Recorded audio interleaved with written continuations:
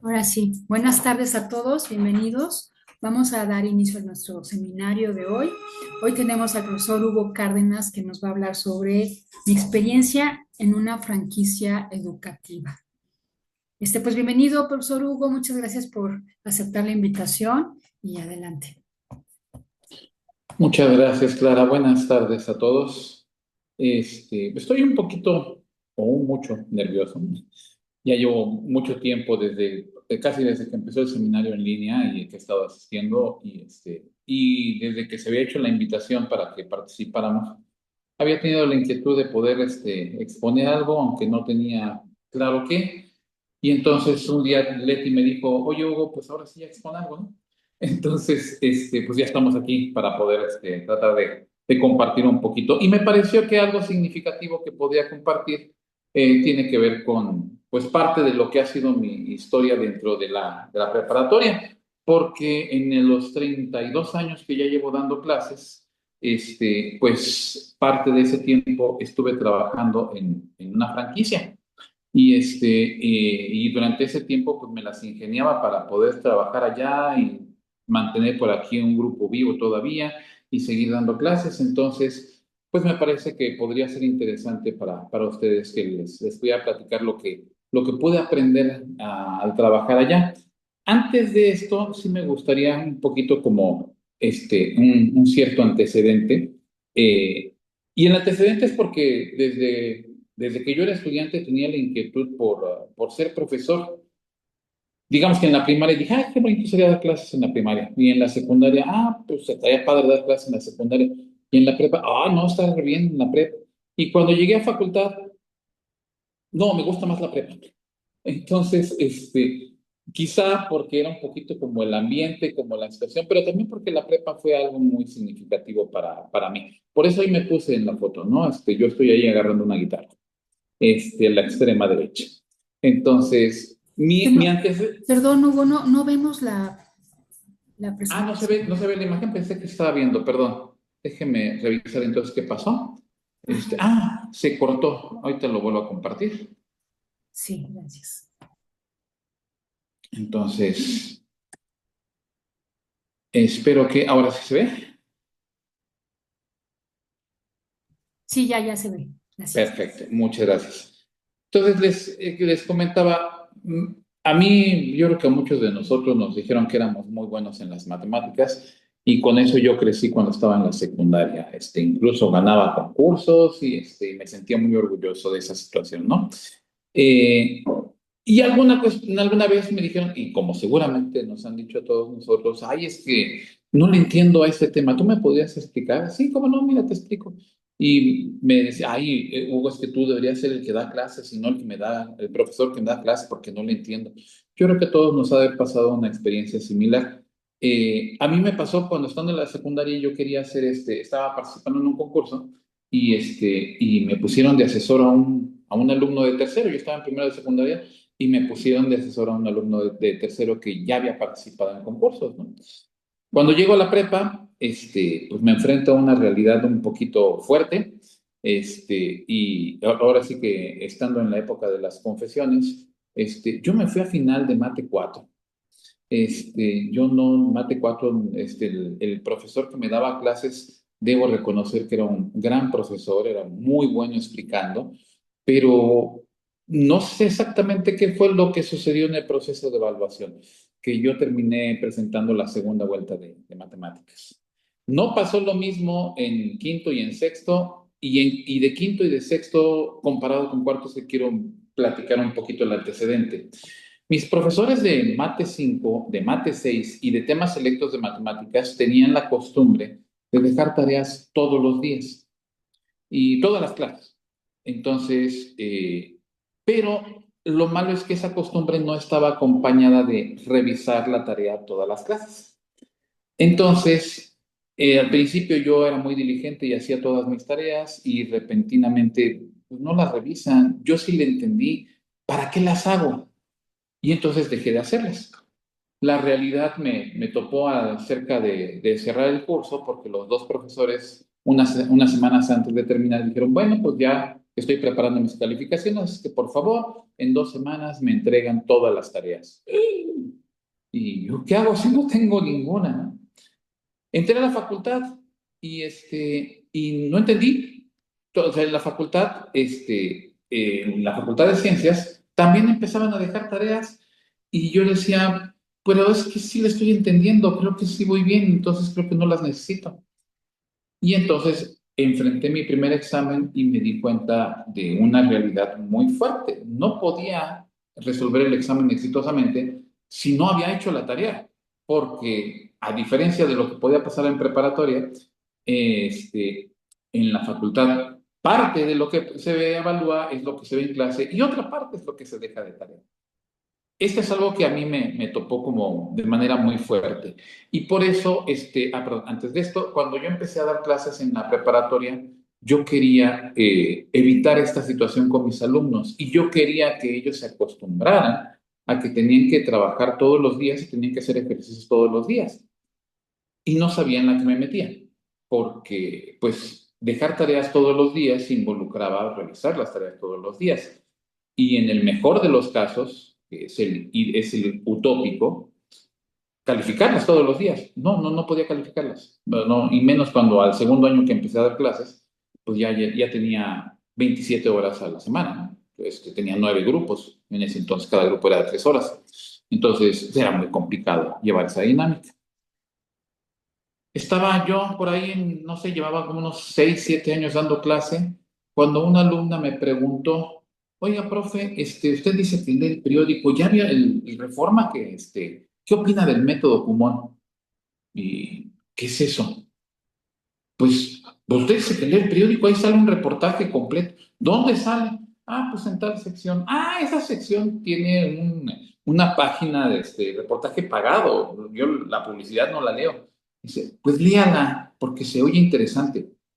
Me metió mucho la curiosidad y pues me di cuenta, o sea, en ese reportaje, que era una inserción pagada, describían un poquito cómo eran las características de este método y me dio mucha curiosidad el conocerlo como alumno. El problema que había en ese entonces es que pues, todas las posibilidades que tenía para poderme inscribir era para inscribirse en la tarde y yo era profesor de la tarde. Entonces, quedó ahí como una anécdota. Vino la huelga del 99, la huelga del CGH, esta huelga que duró 9 meses, y yo con la preocupación de qué era lo que podía suceder y qué iba a pasar con la universidad y conmigo y con mi trabajo. Entonces empecé a buscar cosas en internet y me llegó una llamada ya que había terminado la huelga, ya que estábamos reincorporados en clases, y me dijeron, mira, habla fulanito de tal, de Común Instituto de Educación. ¿No has escuchado de nosotros, verdad? Y yo, sí. La persona del otro lado del teléfono, ¿cómo? Sí, sí has escuchado de nosotros. ¿Dónde has escuchado? Ah, pues ustedes sacaron un reportaje en el Reforma. Sí, nosotros sacamos ese reportaje. Ah, bueno, pues mira, te platico esto y aquello y demás. Me citaron una entrevista, fui a la entrevista allá por la zona de Polanco, y pues me entrevistaron las personas que estaban a cargo del proceso de reclutamiento. Era una empresa muy chiquita. Yo cuando llegué, yo creo que conté en la oficina como unas 7 personas, a lo mucho, y de repente apareció otra persona que era el director de la empresa, que era un japonés que no hablaba nada de español. Y entonces empezó a preguntarme cosas en inglés. Eh, Cabe decir que pues, parte de las cosas que hice durante la huelga fue estudiar inglés y que una de las razones por las que me llamaron a esa entrevista es porque yo sabía inglés. Entonces, fue bastante peculiar que estuviera, era la primera vez que yo estaba hablando tanto tiempo en un idioma que no era el mío con otra persona que tampoco era su idioma. Y pasaron algunas cosas interesantes a partir de ahí. Me hicieron una evaluación, un examen que me dijeron que abarcaba cosas que comprendían temas hasta de nivel secundaria. Y yo me quedé con una inquietud muy grande porque según yo pude resolver todo el examen, excepto una pregunta. Y de esa pregunta se las voy a platicar más al ratito. La cuestión es que con la entrevista y con el examen causé buena impresión, empecé a trabajar en Kumon. Y les platico, no quisiera que esto se viera tanto como si estuviera haciendo una publicidad de la empresa. La verdad es que a mí me gustó mucho el método Kumon, y debo decir algunas cosas que a mí me parecían interesantes para poder resaltar. Por un lado, había un chiste que tenía una de las personas que trabajaba allí que decía que el método Kumon era un método que tenía tecnología de punta. Y sí, pues eran tecnología punta de lápiz. El método no tenía ningún recurso tecnológico, de tecnológico electrónico, digámoslo así, ¿no? El recurso tecnológico que tenía era el típico, usar el lápiz. Lo que contaba muy fuertemente era con una muy vasta cantidad de material que contemplaba cosas desde nivel preescolar hasta hasta la preparatoria, hasta cálculo diferencial, incluso algo de ecuaciones diferenciales. Entonces, eso ya lo había visto yo antes, pero ahora me tocaba ver el material y me había dejado bastante sorprendido. Eh, Otra de las cuestiones que me llamaron la atención es esto que puse aquí como el punto 2, paradigma de enseñanza-aprendizaje, porque para mí era muy fuerte esto. Yo acostumbrado a que los alumnos puedan aprender matemáticas porque hay alguien que está al frente que les está explicando, y me llamó mucho la atención que en Kumon no había un profesor que explicara. Sí había una persona que estaba a cargo del centro educativo, sí había un equipo que le ayudaba para poder manejar el centro, pero no había una persona que diera clases o que explicara los conceptos. Y esa parte me rompía un poquito la vajilla, sobre todo cuando ya empecé a trabajar y entonces me tocaba, pues ya sea trabajar en algún centro o hacer consultorías a los centros que manejaban el método, y entonces tenía que hacer una intervención para que algún alumno se desatorara, y entonces mi reto es, ¿y cómo lo voy a desatorar si no le puedo explicar nada? Al menos no explicarle en los términos en los que yo estoy acostumbrado. Es, mira, si pasas este para acá y si este lo mueves para allá, eso no lo podía hacer, eso no lo tenía que hacer. Y eso era muy retador para mí. Otra cuestión que también es de llamar la atención es que el método, con todo lo que abarca, una característica que tenía el diseño del método es que el objetivo era alcanzar las matemáticas de preparatoria lo más pronto posible. Y entonces eso significaba que no se iban a ver todos los temas de matemáticas que comúnmente se ven en un plan escolar, sino solamente los que son necesarios para llegar a estudiar cálculo diferencial integral. Entonces, y en el momento que vayan necesitando algún otro, pues lo vamos agregando y se va agregando en la secuencia. Y esa es parte de la riqueza que tiene el material de trabajo, y que ahorita quiero mostrarles un poquito. La otra cuestión, también algo que de alguna manera yo tenía detectado, pero no lo había medido como se medía allí, y es que para hablar del aprendizaje se maneja el que tengan buena precisión, pero que sean lo suficientemente rápidos. Ahí es donde yo me acuerdo mucho de una clase con Alejandro Díaz Barriga, que yo llevé álgebra lineal con él, y que cuando estaba ya terminando el curso, terminando el semestre, Alejandro nos decía, miren, yo estoy dando la calificación que tengo hasta ahorita, pero quiero dejar en claro, todos los que tienen 5, no vayan a entender, no vayan a pensar que no saben álgebra lineal. Por favor, tengan en claro que yo estoy poniendo 5 porque al momento en el que la escuela me exige entregar una calificación, ustedes no han podido demostrar todo lo que saben. Esa frase a mí me dejó muy marcado, y trataba de poderla dejar en claro también con mis alumnos, sobre todo para los que no les iba bien. Pero cuando lo vi reflejado en esto, claro, pues es que para el tiempo en que está marcado no lo pudieron demostrar. Y eso tiene mucho que ver con que, pues la facilidad que tienen para resolver los ejercicios no es la suficiente como para que puedan resolver el siguiente. Y muchas veces resulta ser que nuestros alumnos, cuando reprueban un examen, no lo reprueban porque no saben, lo reprueban porque se acabó el tiempo y no tuvieron toda la oportunidad de poder realizar lo que podían hacer porque ellos lo hacen más lento. Por eso aquí se ponía atención a que lo hicieran con la rapidez necesaria. No que fueran extremadamente rápidos, que fueran lo suficientemente rápidos.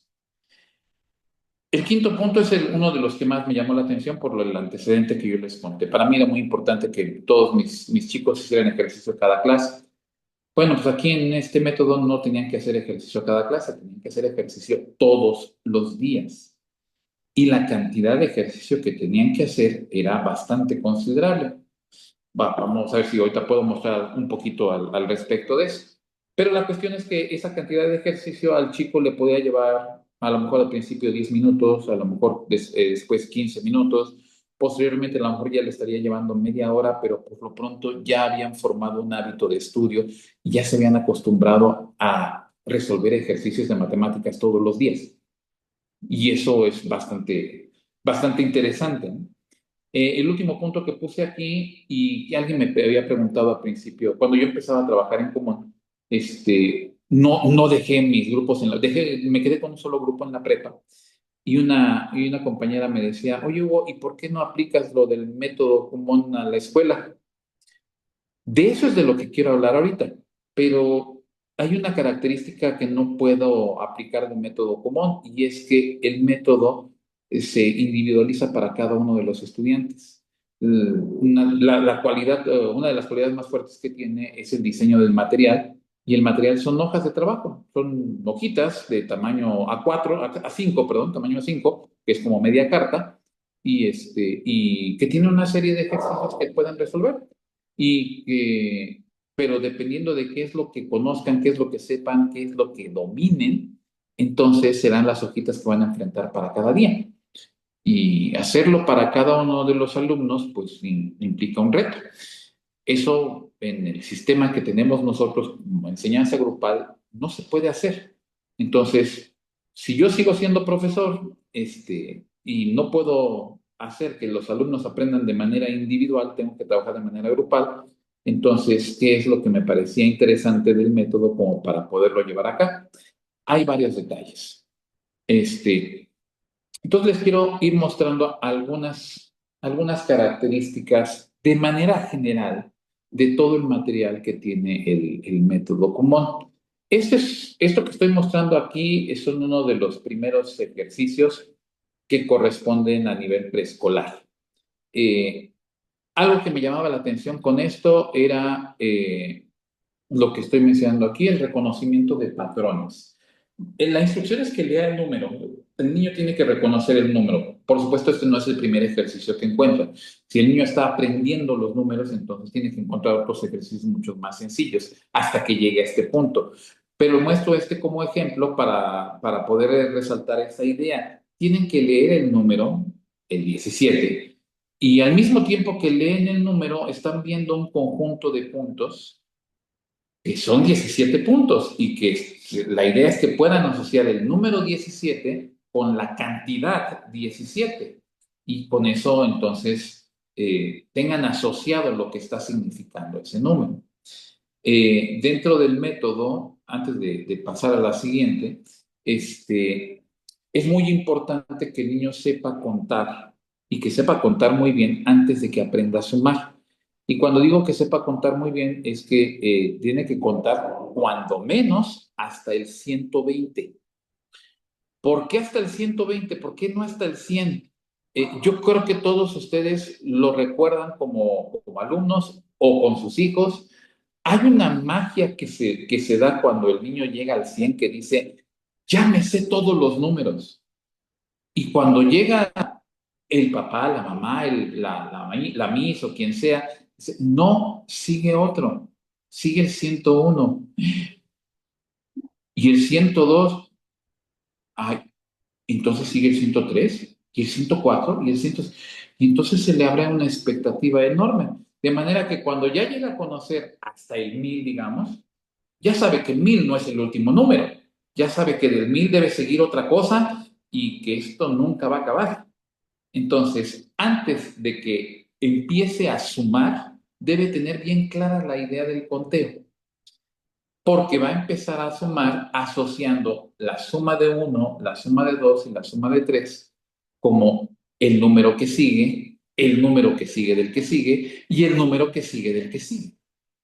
Poco a poco se van a ir armando ahí algunas cosillas. No puedo ver todos los detalles de lo que se va armando en todo el método, ¿no?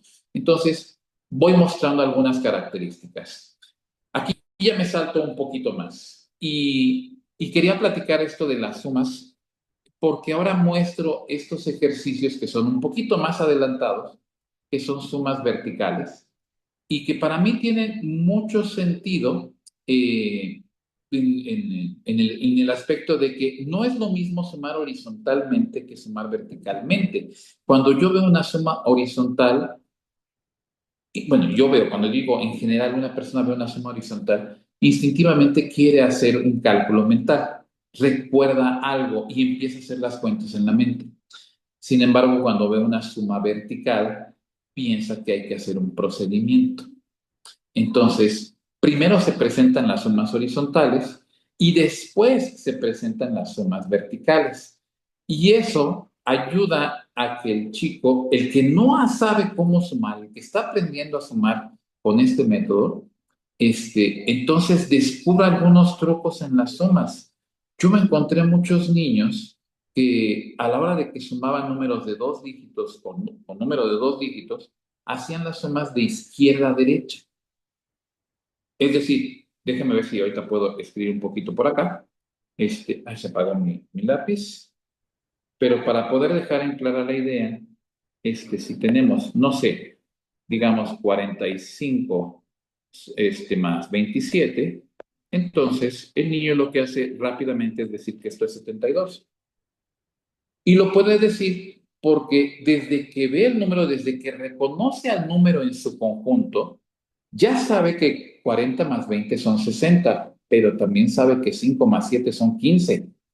Y entonces 60, digo, 5 más 7 son 12. Entonces 60 más 12 son 72. Y por eso puede escribirlo de izquierda a derecha.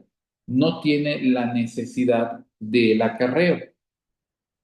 Descubre la necesidad del acarreo cuando tiene que sumar números de tres dígitos con tres dígitos. Ahí es donde empieza a llevar en su mente la idea, ¿cómo le hice antes?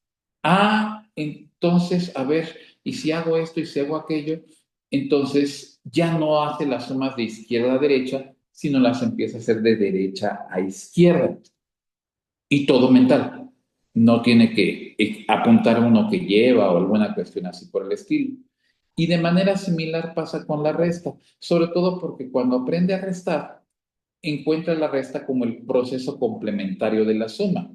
Si ve una resta como 7 menos 2, no piensa que al 7 le tiene que quitar 2, piensa cuánto le tiene que sumar al 2 para llegar a 7.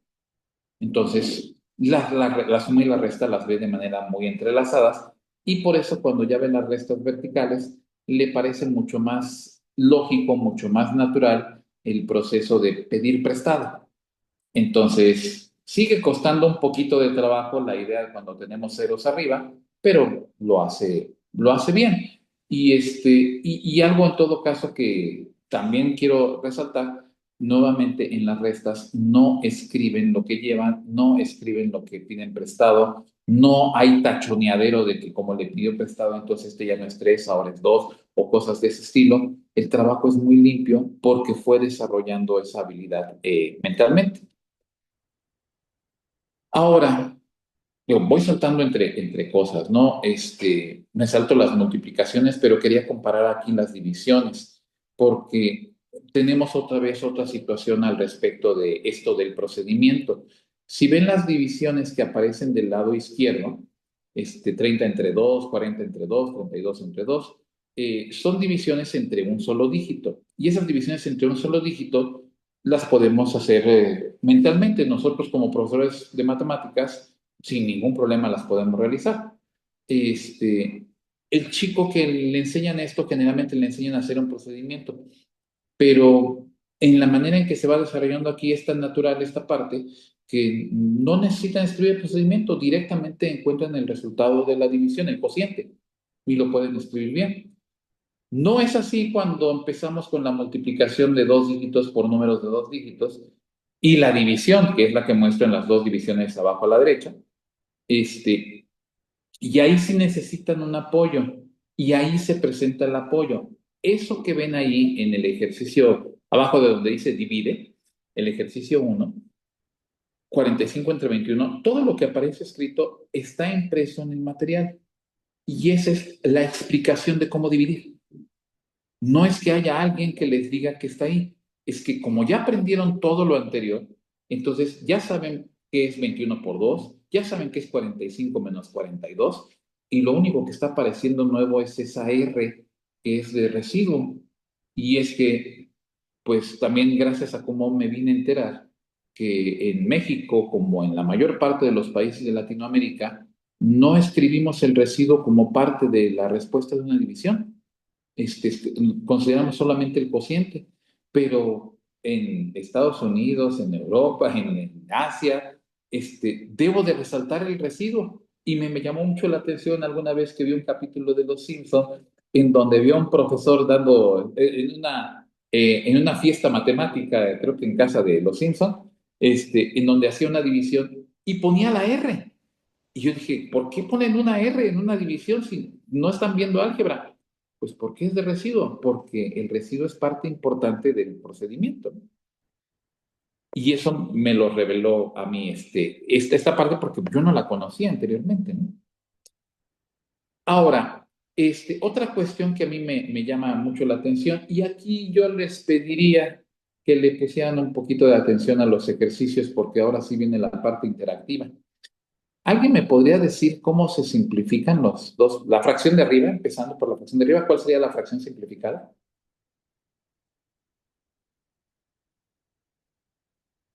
2/5, ¿no? 2/5, gracias, Nora. ¿Y cómo la simplificaste? Me di cuenta que el 34 es múltiplo de 17 Ajá, y el 85 también. excelente. Ay, Dios, se movió esto, perdón. Sí, excelente. Comúnmente los chicos, cuando aprenden a hacer este tipo de operaciones, lo que buscan es, ¿esto tiene mitad? No, no tiene mitad. ¿Esto tiene tercera? No, no tiene tercera. ¿Esto tiene quinta? No, no tiene. El de abajo tiene quinta, pero el de abajo no tiene. El de abajo tiene quinta, pero el de arriba no. Y no se terminan de dar cuenta de esto que acabas de mencionar, justamente que al momento de que estoy empezando a simplificar, pues me aparece el 17 y que entonces lo que tengo que hacer es simplificar el 17 que tiene 17. No tengo que reconocer que tiene 17, o sea, no tengo que aprenderme las tablas del 17. Simplemente, si ya hice muchas simplificaciones, puedo reconocer que hay un 2 por 17 y un 5 por 17 y por eso la fracción es 2/5. Entonces, eso a mí me llamó mucho la atención de parte de esto, porque estoy hablando nuevamente, este es un material que se supone que corresponde a cuarto de primaria y vi a niños de segundo de primaria, de tercero de primaria, de primero de primaria, que podían simplificar y rápidamente podían reconocer que esto era 2/5. En cambio, pues uno reconoce a sus alumnos de preparatoria. Yo pongo generalmente este ejercicio en alguna parte de mi curso de Mate 4 para que me puedan hacer la simplificación y pues tengo que hacer la explicación completa porque nadie da con 2/5. Pues muy pocos dan con 2/5, a lo mejor un alumno cada 2 años. Entonces, eso me llama la atención. Y aquí pongo un poquito la idea de reconocer la estructura, ¿no? De cómo es la fracción, cómo está conformada la fracción para poderla realizar, ¿no? Por acá, déjenme borrar esta cosa que no me gusta. Ay Dios, se Hugo, cambió. Sí, un comentario. sí, Si regresas al anterior, sí, claro. explicando, creo que una estrategia aquí buena es fijarse en el número más pequeño de los dos, del numerador y el divisor, y descomponerlo en factores primos. Y entonces, Ujú. explicar con eso que podemos investigar en el de abajo si esas mismas divisibilidades se tienen, empezando con la más grande. Y así se ahorra, digamos, el trabajo. Considero, no sé qué opines. No, totalmente de acuerdo, Rogelio. Y es que justamente esa estrategia que dices, pues está muy vinculada con otros conceptos que vemos nosotros, ¿no? Que es el máximo común divisor y el mínimo común múltiplo. Particularmente aquí el máximo común divisor, ¿no? Entonces, al momento de que obtenemos todos los factores primos que tiene el 34 y el 85, pues nos damos cuenta de cuáles son los que tienen en común. Y de hecho el 17 pues es el máximo común divisor, ¿no? Pero esta parte, cuando los niños que están aprendiendo esto en fracciones en la primaria, lo están aprendiendo, no lo descubren tan fácilmente. Y cuando llegamos a la preparatoria, los alumnos no lo tienen tan desarrollado de manera tan sensible, ¿no? Entonces, por eso les cuesta trabajo. Y sí, o sea, justamente ese tipo de estrategias son las que ellos van desarrollando. Uno como profesor se las puede ir sugiriendo, pero la idea también es que ellos lo vayan encontrando. Dentro del método, definitivamente, como no hay profesor, ellos tienen que ir encontrándolo. Y en todo caso, lo que sí se pueden ir dando cuenta es, como darles una pista, particularmente para este caso. Si un niño hubiera tenido dificultades con la fracción de abajo, entonces alguien pudo haber llegado y pudo haber puesto, otra vez se cambió, perdón ustedes, pudo haber puesto algo como, que no quiso, perdón, se fue más lejos. Es el problema de trabajar aquí con esto que no he utilizado antes. Entonces, le pongo algo así, perdonen ustedes, no sé por qué se está moviendo. Le ponen algo así, y entonces el chico, ay, ese 3 ¿de dónde salió? Y entonces empieza a descubrir, 3, sí, es cierto. Y entonces el chico ya pues, puede poner con otro colorcito, o con su propio lápiz, poner que estos son quintos, ¿no? Otra vez se cambió, disculpen ustedes. Pero sí, la idea es que ellos lo vayan desarrollando, no que ellos lo vayan encontrando. Y sí, en ese aspecto, Rogelio, pues debo resaltar esa situación, ¿no?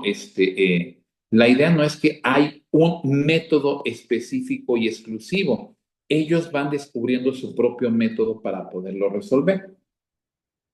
En todo caso, déjenme ver, creo que ya no sé en dónde me quedé, perdón ustedes, ahora sí ya estoy aquí.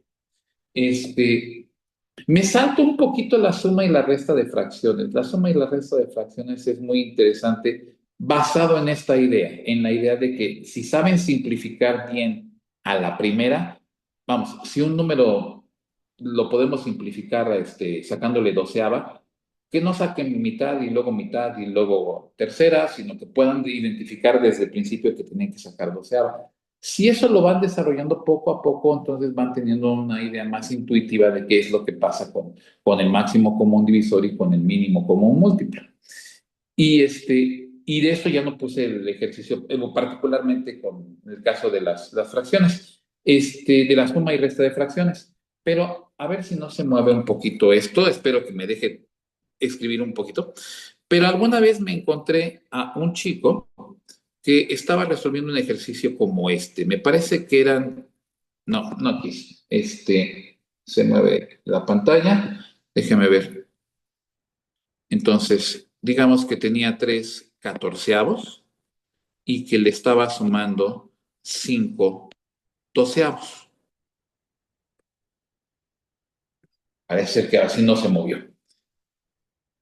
Esta es una suma de fracciones que es poco común que se encuentre. Entonces, yo veía al chico, estamos pensando, era un chico, me parece como de tercero o segundo de primaria, no me acuerdo. Y, y lo vi detenido en esta suma y vi que no podía avanzar con esto. Entonces, lo que a mí se me ocurrió fue acercarme y decirle, bueno, no decirle, porque no le dije, ahí está, lo que hice fue escribirle aquí otra vez, perdón ustedes. Según yo había hecho esto para que no batallara mucho, pero parece ser que sí batalló. Y le escribí esto.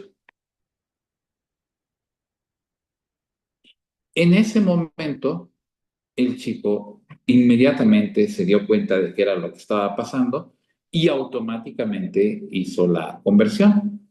¿Cuál es el numerador ahí?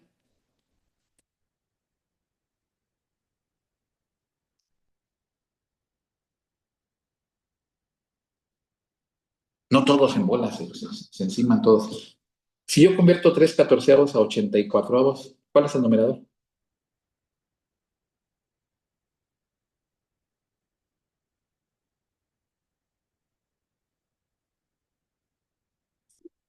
18. 18, muchas gracias. Y en el otro caso, pues él ya lo escribió, no tuvo problema en escribir 84, y el numerador es 35. 35, muchas gracias. Entonces, perdón, mi letra de repente se cruzó, pero ese es un 35. Entonces, lo pude encontrar, pudo hacer la suma y terminó feliz la operación, ¿no?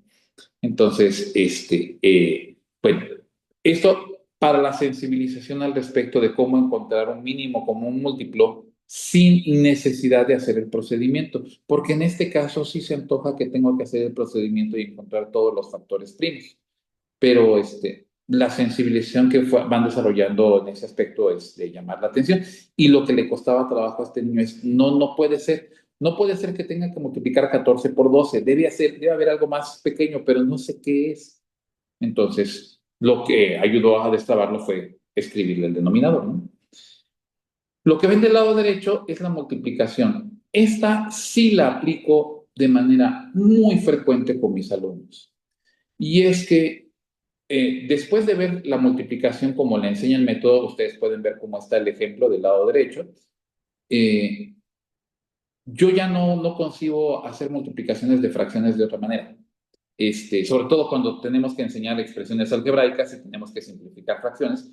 Esto que está puesto aquí es el antecedente para poder hacer la simplificación, porque muchos alumnos cuando tienen que multiplicar expresiones algebraicas, fracciones algebraicas, se encuentran los numeradores, se multiplican los numeradores, luego multiplican los denominadores y luego quieren dividir.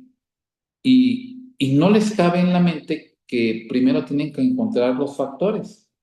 Entonces, por eso, desde que empiezo mis cursos, en algún momento llega a aparecer este tipo de multiplicación y les digo lo que ven allí y que lo puedo hacer con los otros ejercicios. 2 tercios por 3 cuartos, pues puedo simplificar este 2 con este 4 y sé que me queda un medio. Déjeme, no voy a hacer que se cambie.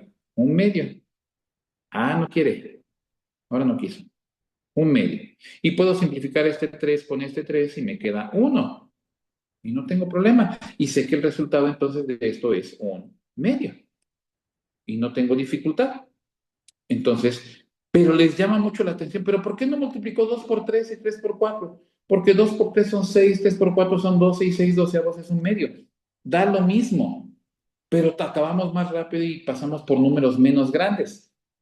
Les cuesta trabajo, les llama la atención, algunos ponen cara de sorpresa, pero es que es muy curioso porque les enseñaron a los chicos jerarquía de operaciones desde la secundaria, y a pesar de que les dijeron que la multiplicación y la división tienen la misma jerarquía, siguen haciendo primero las multiplicaciones y luego las divisiones, cuando podrían primero hacer las divisiones, es decir, simplificar, y después hacer las multiplicaciones, lo que resta, ¿no?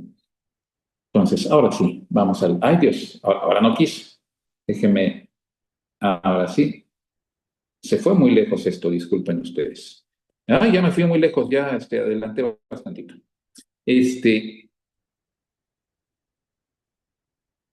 Ok, entonces, esto también a mí me llamó la atención. Es algo muy rápido que quiero mencionar, pero es que todos nosotros ubicamos muy bien las propiedades de campo, y quizás todos podemos entender muy claramente que las propiedades de campo ya las sabíamos. O sea, cuando las aprendimos en la escuela, cuando alguien nos enseñó las propiedades de campo, ya las sabíamos, ya habíamos descubierto que 3 más 8 es lo mismo que 8 más 3. Ya habíamos descubierto que si me dicen 8 más 7 más 3, primero sumo 7 más 3 porque me da 10 y es más fácil, y luego sumo el 8. O sea, ya sabía conmutatividad, ya sabía asociatividad, ya sabía que si sumo 0 no le afecto al número, ya sabíamos todas esas cosas. Pero distributividad no la habíamos descubierto, o al menos mi experiencia como alumno, nunca me habían puesto ejercicios sobre distributividad.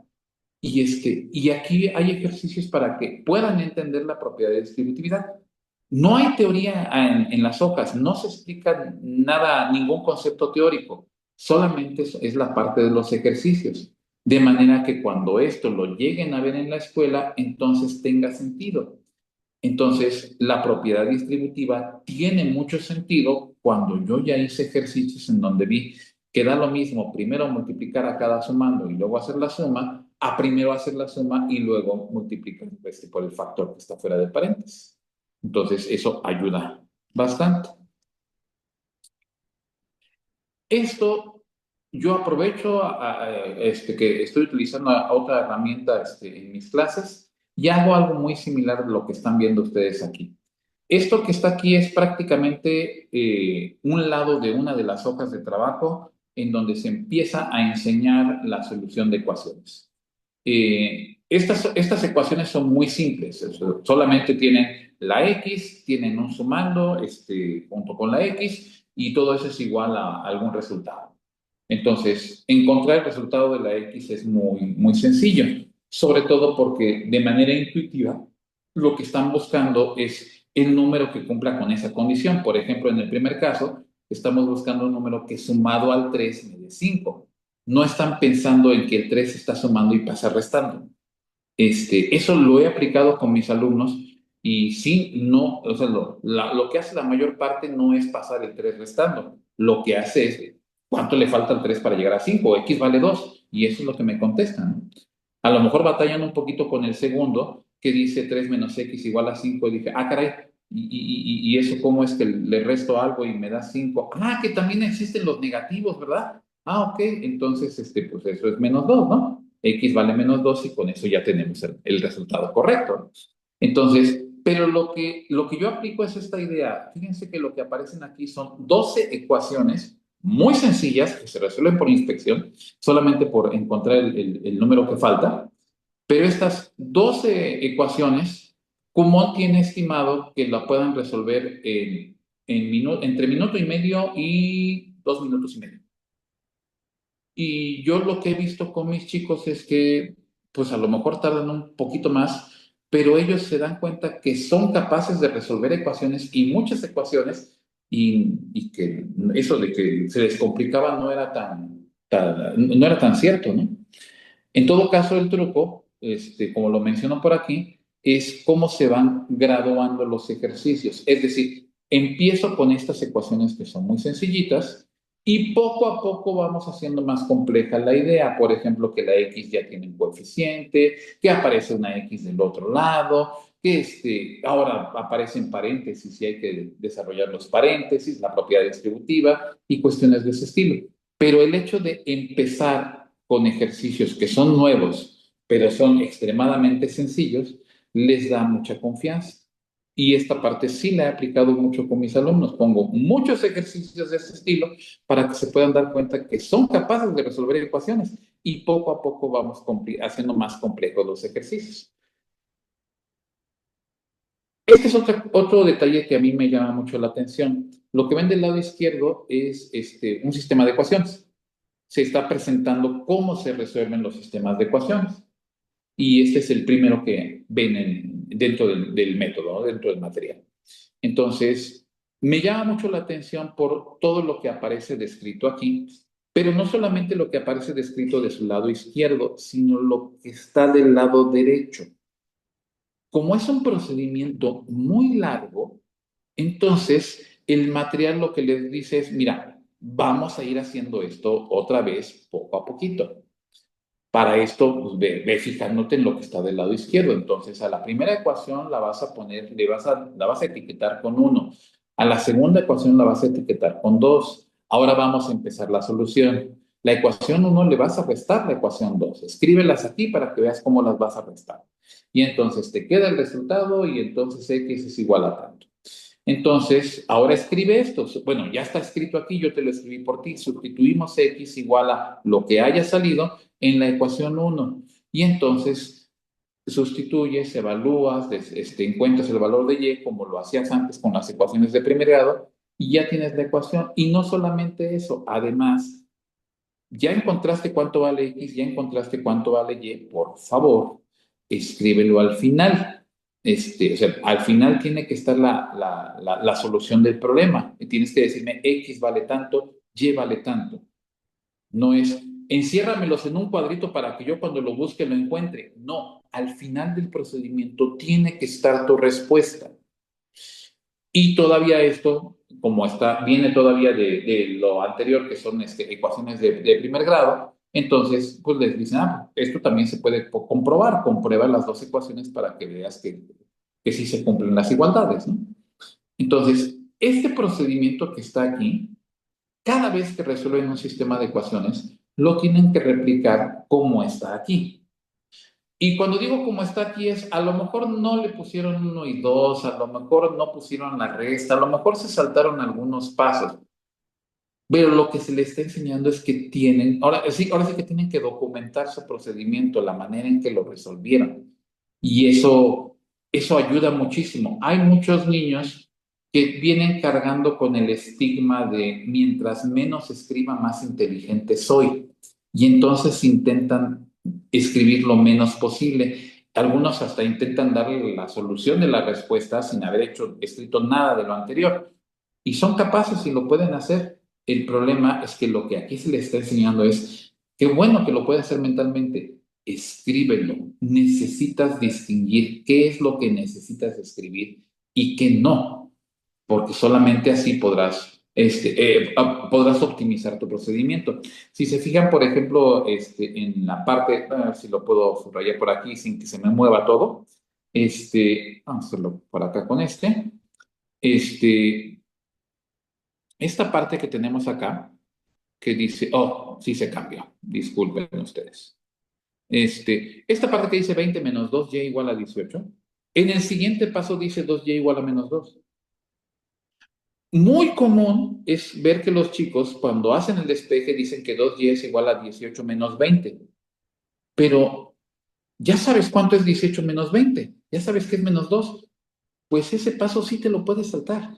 O sea, si estabas en la secundaria aprendiendo a despejar, es necesario que escribas 18 menos 20, pero estás en la prepa, ya puedes con esto, ya puedes hacerlo. Bueno, este material no es de prepa, este material se supone es de secundaria y desde la secundaria le están enseñando a decir, si ya puedes hacerlo mentalmente, hazlo mentalmente, porque si no va a salir un procedimiento muy largo. Factorización. Hay muchas cosas que quisiera platicar de factorización, pero aquí hago mención particularmente de esta factorización. Este es un trinomio cuadrado, no perfecto. Bueno, los tres son trinomios cuadrados no perfectos. Entonces, ¿qué tiene que hacer el alumno? Bueno, lo que han visto hasta llegar a este punto es que tienen que escribir ese polinomio como el producto de dos binomios. Ya han factorizado trinomios cuadrados con coeficiente igual a 1, ya han factorizado diferencia de cuadrados, ya factorizaron trinomios cuadrados perfectos, y ahora se presenta esto así, sin más.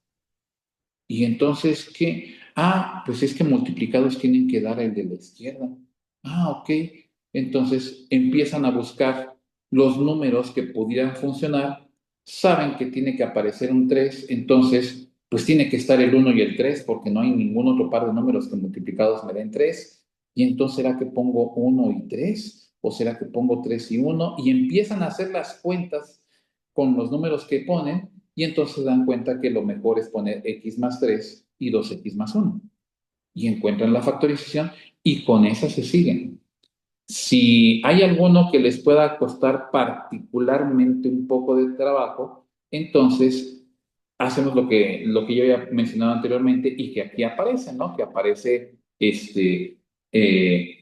digamos, preresuelto el ejercicio, otra vez, aparece preresuelto el ejercicio, para que tengan una idea de por dónde es que están lo que tienen que realizar, lo que tienen que hacer, lo que tienen que encontrar, lo que tienen que buscar. Entonces, y con eso se destraban y siguen haciendo una cantidad muy interesante de ejercicios con lo que ya dominan este tipo de factorización. Yo les había platicado al principio que cuando me hicieron mi entrevista, me hicieron un examen y que había una de las preguntas del examen que me había llamado poderosamente la atención, sobre todo porque no la resolví.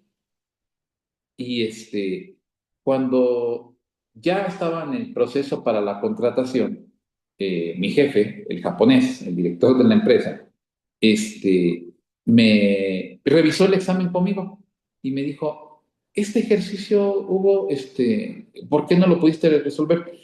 Le comenté, no, sí, hasta me lo aprendí de memoria. llegué a mi casa y le intenté de otras maneras y no pude. Y entonces saqué un programita que existía en aquel entonces que se llamaba Derive. Tecleé la expresión y le dije, factorízala. Me dio la factorización, la verifiqué, es correcta, sé que está bien, no sé cómo se factoriza. Y el director estaba sorprendido porque él no había escuchado de Derive. Él no era matemático. Él era el director de la empresa, sabía de matemáticas, sabía del método, sabía resuelto todo el material, pero no era matemático. Entonces, caray, ¿y cuál es la respuesta? Y le dije la respuesta. Y dice, sí, sí es correcta. ¿Y, ¿y sabes cómo llegaste a eso? No, me lo dio el programa y así lo hizo. Ah, ok. Y entonces sacó el material y me enseñó el ejercicio, un ejercicio similar en donde se resolvía esto. No sé si a ustedes ya les llamó la atención, si ya les dio curiosidad. ¿Saben cómo se factoriza esto?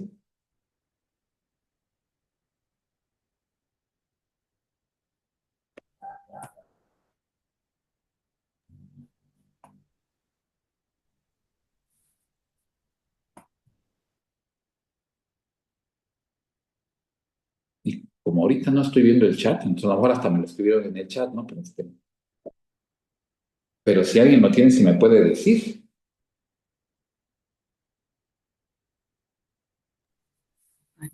No tengo idea. Está un poquito complejo. Y a mí, bueno, en realidad no está tan complejo, pero no se aplica un método que sea muy ortodoxo, muy común, ¿no? Voy a ver si me deja escribir. Espero que no haya problema. Voy a escribir primero x, y, menos uno, al que no le voy a hacer nada. Ese se queda igualito. Voy a multiplicar x menos uno por y más uno. Eso sí los voy a multiplicar. Y me queda xy más x menos y menos 1. Y después resto xy. Ahora, ya que tengo esto, entonces déjeme ver, porque yo ya lo había preparado, pero ya hasta se me olvidó. Entonces, esto xy. Ah, sí, claro. Vamos a hacer esto. Vamos a multiplicar, vamos a dejar xy menos 1 otra vez. Pero este segundo paréntesis lo voy a partir en dos. Voy a escribir primero como un sumando xy menos uno y como otro sumando x menos y. Y déjeme borrar este de aquí porque este está feo. Y ahora sí sigo escribiendo. Y restamos x. Oh, no quiso. Perdón, perdón. Me fui muy lejos. Aquí estamos. Entonces, y me faltaba escribir menos x. Sí, otra vez.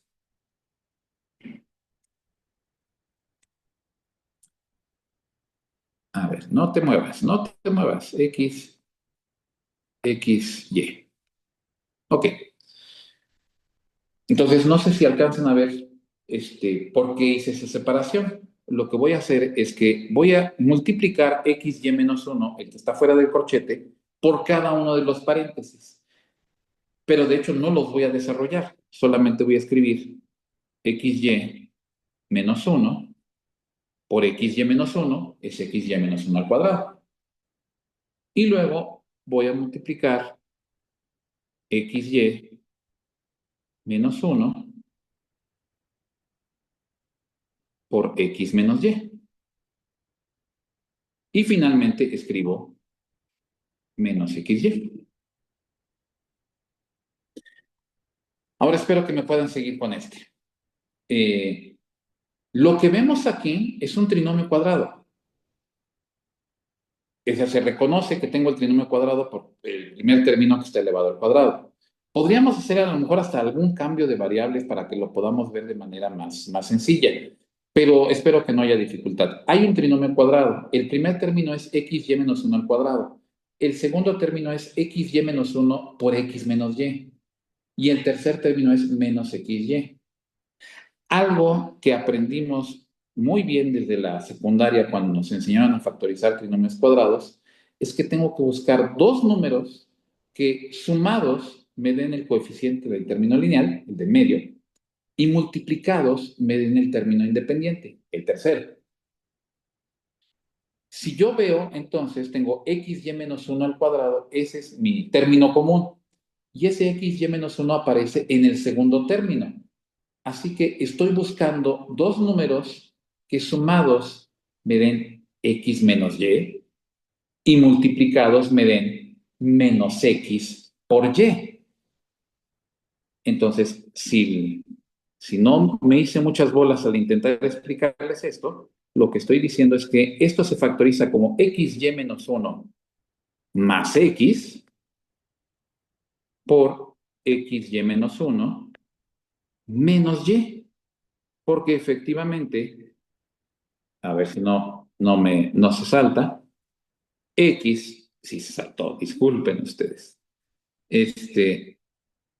x menos y sumados me dan, no quiero, x menos y sumados me dan x menos y, lo que aparece aquí. Y multiplicados, x por menos y me dan menos xy, que es el último término. A mí no se me ocurrió, les digo, Derive lo hizo por mí, bueno, lo puso ordenado, puso xy más x menos 1 y xy menos y menos 1. Y Derive lo hizo por mí y así lo presenté, pero ya cuando me presentaron el ejemplo dije, pero claro, ¿cómo no se me había ocurrido? No, claro que no se me había ocurrido. No es una factorización que uno haga comúnmente. Entonces, pero si la veo, entonces sí puedo factorizar otros términos, otras expresiones que sean similares. Y esto es otra cosa que me gustó mucho del método común, que lo aprendí mucho tiempo después. Los alumnos que son buenos, los que tienen habilidad en matemáticas, son buenos para copiar. ¿Cómo para copiar? No, yo no quiero que se copien. No, es que pueden ver un ejercicio similar y aprender de ese ejercicio, copiar la estructura y llevarlo a otro ejercicio para que puedan implementarlo en uno nuevo que no hayan visto antes, pero que tiene características similares. Entonces, espero que más o menos me hayan seguido con lo que acabo de mostrarles con este ejercicio. Digo, para mí fue muy, muy sorprendente en particular, ¿no? Y no quisiera llevar más tiempo porque ya me estoy colgando mucho. Esta es otra cuestión que quisiera mostrar y que es ya de un nivel que corresponde a preparatoria, aunque este ejercicio yo jamás lo vi en preparatoria y jamás lo he enseñado en preparatoria. De hecho, no recuerdo haberlo visto antes, más que hasta que llegué a Kumon, y que me proponen esta idea, ¿no? Dice, para cada valor dado de A, encuentra el valor mínimo de la función f de x igual a x menos 5 al cuadrado más 3, cuando x es mayor o igual que A y es menor o igual que A más 4. Y entonces, cuando uno empieza a ver cómo está la descripción del ejercicio, pues se da uno cuenta que realmente la X no es la incógnita o no es la variable es la A. Yo quiero saber cómo es el valor de A porque ya sé cómo es f de X igual a X menos 5 al cuadrado más 3. Yo sé que eso es una parábola que tiene vértice en 5,3. Pero me están moviendo digamos, el dominio donde quiero evaluarla y en ese dominio quiero ver dónde está el valor mínimo. Pero para poder ver dónde está el mínimo, pues necesito saber cuánto vale A. Y entonces lo que hace aquí es plantear diferentes casos para poder sensibilizar al chico de, ok, entonces si la A es más pequeña que 5, el mínimo, no, pero tiene que ser mucho más pequeña que 5, o sea, A más 4 tiene que ser más pequeño que 5 para que el mínimo esté en el extremo derecho. En el momento en que A más 4 ya sea más grande que 5, entonces el mínimo está en el vértice. Y cuando A sea más grande que 5, entonces el mínimo estará en el extremo izquierdo. Este ejercicio me llama mucho la atención por todo el análisis que se tiene que hacer. Este ejercicio que aparece aquí es el introductorio, porque aquí va planteando algunos casos, A igual a 0, A igual a 2, A igual a 4, A igual a 6, pero eventualmente lo deja al criterio del estudiante de ver, dime dónde se alcanza el mínimo, pero no sé cuánto vale A, pues dime. Bueno, pues para A con esta característica, el mínimo está aquí. Para A con esta característica, el mínimo está aquí. Y para A con esta característica, el mínimo está acá. Y les digo, no quiero entretenerme mucho más porque ya me estoy colgando en el tiempo, ¿no? De las cosas que para mí son importantes de que aprendí por aquí y que intento llevarme a mis clases son esto que voy poniendo. Para Kumon no es importante que resuelvan bien el ejercicio a la primera. Lo importante es que lo resuelvan bien. Y ya que lo resuelvan bien, que lo resuelvan rápido. Y ese es un proceso que se va dando en etapas. Entonces, por eso una cuestión que es importante dentro del método es que no importa que te equivoques, pero tienes que reconocer que te equivocaste, tienes que corregir tu error y con eso darte cuenta entonces ahora cómo se resolvía realmente. Esto no lo expliqué en esta plática porque me llevaría mucho más tiempo ver todas las características del método, pero esa es la idea. Si no lo pudo resolver a la primera, entonces yo le señalo, tienes un error, corrígelo. Si el chico ya ha desarrollado muy bien su dominio, va a reconocer dónde está el error y lo va a corregir. Pero si no lo reconoce tan fácilmente, entonces es labor de quien está al frente, quien es responsable del centro común, de decir, entonces creo que llegaste muy rápido a este punto, mejor vamos a regresar a temas más sencillos para que puedas llegar aquí sin problema, ¿no? En el método, lo importante es practicar los ejercicios para poder dominar. Y esto es de las cosas con las que yo entré convencido del método, por lo que les platiqué al principio. Para mí, lo que me rompió la vajilla al entrar a la Facultad de Ciencias es que yo no llevaba el hábito de hacer tareas.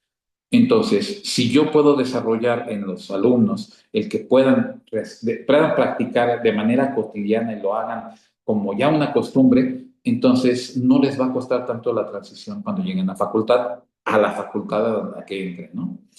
Otra cuestión, y hace ratito Rogelio nos ayudó mucho con el comentario, ¿no? Hay un procedimiento para poderlo resolver, puede haber varios procedimientos para poderlo resolver, y esa parte me queda muy claro porque Kumon explica poco. Entonces, los chicos van desarrollando su conocimiento a través de cómo se lo van explicando su propia narrativa, pero una narrativa que les da un resultado correcto y que va vamos, que no están sacando conclusiones erróneas, ¿no?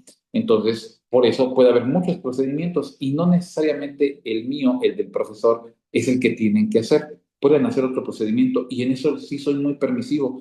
Puede ser que lo hayan hecho algún ejercicio que doy en clase, de otra manera que no enseñé. Está bien. Si yo veo que ese procedimiento que hiciste es correcto, no tengo ningún problema. Llegaste a la respuesta correcta, ¿no? Dar la respuesta no es malo. O sea, si la persona, el alumno no sabe cómo llegar a la respuesta, pues le digo la respuesta. Y eso es típico, ¿no? Nosotros como estudiantes, cuando teníamos que resolver algún ejercicio, no sé, de Spivak o algo así sencillito, pues íbamos a la parte de atrás a ver las respuestas y veíamos la respuesta y decíamos, ¿y cómo llegó a esto, no? Pero en muchas ocasiones veíamos la respuesta, ya vi dónde me equivoqué. Entonces, con eso corregimos nuestro procedimiento. Y esa es la idea, ¿no? Y quería platicarles un poquito más de las historias de éxito que he visto con los alumnos de Kumon, pero eso sí me llevaría muchísimo tiempo y ya me colgué. Así que creo que hasta aquí lo puedo dejar. Muchas gracias a todos. No sé si alguien quiera hacer alguna pregunta. Muchas gracias. A ver, ay.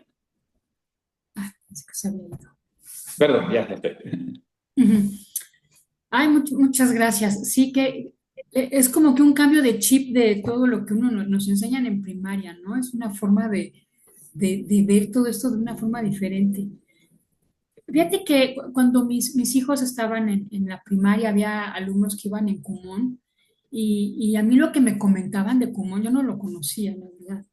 Me decían que tenían que hacer ejercicios diario, y los niños de primaria se quejaban. Los amigos de mis hijos se quejaban de que hasta el día de su cumpleaños tenían que hacer ejercicios. Y entonces a mí siempre me daba la idea de que eso podía ocasionar que odiaran más las matemáticas. Ujú. No sé si eso pasa o no pasa. Digo, yo siempre me quedé con esa idea y jamás metí a mis hijos a Kumon porque dije, no, yo no quiero que odien las matemáticas, No, ¿no? es muy común eso, es muy común que pase esas situaciones y tiene que ver con lo que dentro de cómo le llaman la orientación, es decir, el trabajo de la persona que está al frente, el que es el dueño de la franquicia, cómo hace la asignación de las hojas. Siempre la asignación de las hojas tiene que ser de acuerdo a la capacidad de cada quien. Entonces, si el orientador no pone suficiente atención, de repente los empieza a llevar más rápido de lo que pueden y entonces empiezan a hacer ejercicios que se les dificultan. Eso es lo que les molesta, no, no que les dejen mucha tarea, sino que les dejan mucha tarea que no pueden hacer. Que no pueden hacer en poco tiempo. Entonces, Ajá. ese es el meollo del asunto. Tienen que asignarles las hojas que son capaces de hacer y que les generen esa curiosidad de decir, ay, ¿esto cómo se hace? Y que no importa el tiempo que les lleve, quieran hacer el siguiente ejercicio. Y eso no es tan sencillo. Eso es todo un arte, ¿no? Y ya después, años después, mi hijo me reclamó. Me dijo, mamá, es que mis compañeros, los que iban a Kumon, resolvían muy rápido las cosas. A mí me hubiera gustado eso, ¿no? Ujú. Y siempre fue Sí. muy bueno en matemáticas, mi hijo, pero dice, me faltaba la velocidad. Entonces sí Ujú. llegó a reclamarme años después de que no lo mete a Kumon. Exacto. Sí, así pasa a veces, ¿no? Qué interesante. Y ese a mí me encantó el ejemplo que pusiste del sistema de ecuaciones, el obligarlos a escribir. Qué importante es eso. A mí me tocó dar una clase particular a niños de primaria y escribía el procedimiento y lo borraba. Yo no, Ujú. no borres, no borres, está bien. Pero yo creo que traía una idea de, como dijiste, ¿no?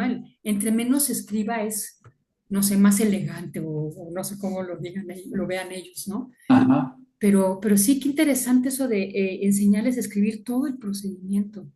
Creo que esa es una de las grandes cosas que nos dejan las matemáticas, ¿no? Hay un procedimiento, hay que seguir. Y es que sí, eso está como muy formado en la primaria, ¿no? Que lo que importa es la respuesta. En la respuesta, y no. Entonces, como que en la secundaria no se hizo el suficiente énfasis de que ahora también importa el procedimiento y a nosotros nos toca recuperar esa idea de que sí, el procedimiento es importante, ¿no? Es importantísimo. Sí, Ujú. sí, pues muchas gracias. Qué interesante, qué bonito. Y me cambiaste todo lo que yo tenía de idea de común. Qué bueno. Sí, Yo, porque yo, cuántas yo estoy veces encantado. uno habla sin conocer, ¿no?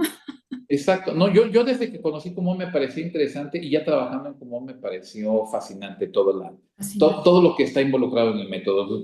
Trabajé ahí 12 años y hay muchas cosas que tuve la oportunidad de aprender directamente en algunos casos directamente personas de que trabajaron con el que diseñó el método, con el profesor Kumon. Ajá, Y la verdad es que es un mundo de cosas interesantes en términos de aprendizaje de matemáticas, ¿no? qué interesante. Pues no sé si haya comentario. Creo que el profesor Moisés quería decir algo. No, Moisés dijo que tenía que salir, entonces Ah, ya ok. se despidió. Ah, ok, eso no lo leí. No sé si hay algún comentario. Gabriel dice que muchas gracias, Hugo. No, gracias. ¿Alguien quiere comentar algo?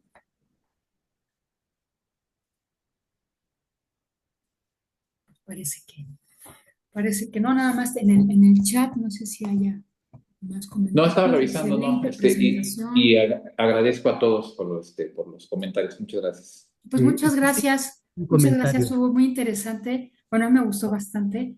Esa idea también de la suma horizontal y de la vertical. Es cierto, cuando uno lo ve horizontal, sí, ese es el cálculo mental, ¿no? Que decías. Qué Ujú. curioso, está bien interesante. Muchas gracias. Ah, No, profesor gracias. Rogelio. Rogelio iba a comentar algo, creo. Adelante, profesor Rogelio. Y cuando explicaste, Hugo, sobre lo que hacen para hacer las sumas de fracciones cuando no son sencillitas, yo creo que una buena práctica es siempre conseguir la descomposición en factores primos. Y ya Ujú. teniendo esa tablita, ahí mismo incluso pueden reconocer ciertos resultados que van a aplicar durante todo el proceso, sin necesidad de estar haciendo cálculos mentales. De la misma tablita pueden generar muchas conclusiones importantes para continuar la resolución. Eso quería comentar al respecto.